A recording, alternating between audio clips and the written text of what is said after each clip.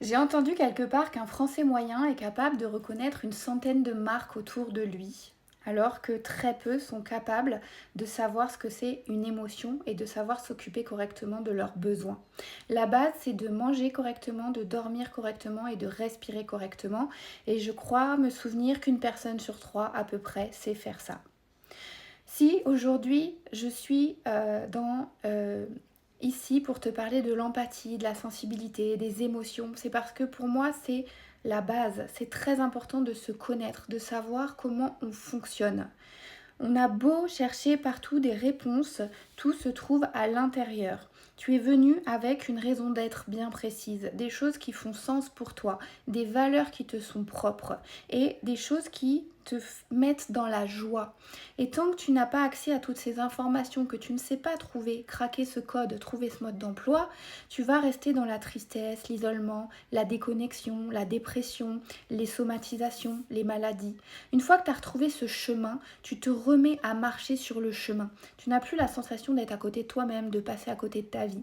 Et tu vas pouvoir, à ton échelle, sans t'épuiser, changer le monde à ton échelle, ton monde, ton écosystème. Déjà, ta vie intérieure.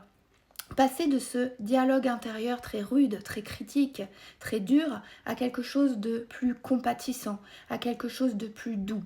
Parce que l'amour est 100 000 fois plus fort que la haine. Donc en quelques jours, en quelques semaines, tu peux littéralement changer de vie à l'intérieur. Il s'agit de faire un infléchissement à l'intérieur. Un tout petit degré ici va donner une énorme différence dans quelques temps, dans quelques années. Un très très grand angle bien plus tard. Seulement le cerveau veut te garder ici, dans ce qu'il connaît. Il préfère un enfer connu plutôt qu'un paradis inconnu. Mais tu sens bien au fond de toi que ton corps crie, que il y a des choses qui ne sont plus d'accord à l'intérieur, que c'est le conflit à l'intérieur. J'entends souvent ma mère dire qu'on est le cancer de la planète, je trouve qu'on est notre propre cancer déjà à nous-mêmes. En se parlant très mal, tu sais, on va commencer à développer des maladies, à faire que nos cellules baignent dans quelque chose qui est... Voilà, qui... Est-ce que tu aurais envie de traîner avec quelqu'un qui parle mal tout le temps?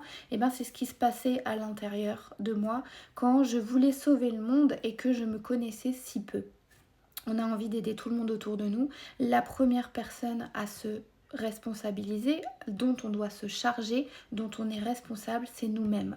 Et souvent, on s'oublie dans l'équation, à cause de l'empathie, à cause des conditionnements, à cause de tout ce qui se passe autour de nous, on a beaucoup de mal à se recentrer.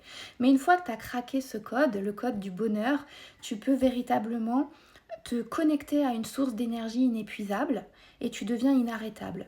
Tu as cette espèce de flux de la vie qui passe en toi et tu as cette sensation de plaisir chargé de sens qui vit à l'intérieur de toi. Tu deviens impactant, tu deviens inspirant, tu t'inspires toi-même déjà et avant tout et c'est quelque chose de magnifique. Ce que tu recherches partout à l'heure actuelle est à l'intérieur de toi. Seulement, personne ne t'a appris à craquer le code. Si tu veux craquer ce code et que tu veux que ce soit avec moi, réserve un appel, écris-moi en MP, on attaque dès que possible.